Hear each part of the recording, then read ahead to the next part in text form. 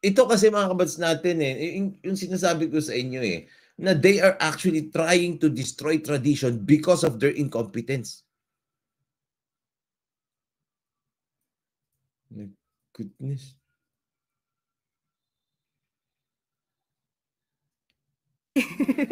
Naham sa Tignan mo yan, oh. Kadiri.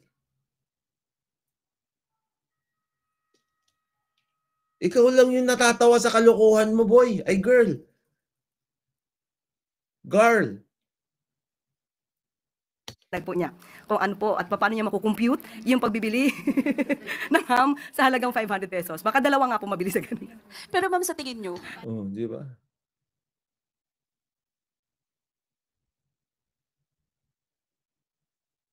Tunog asong may rabies.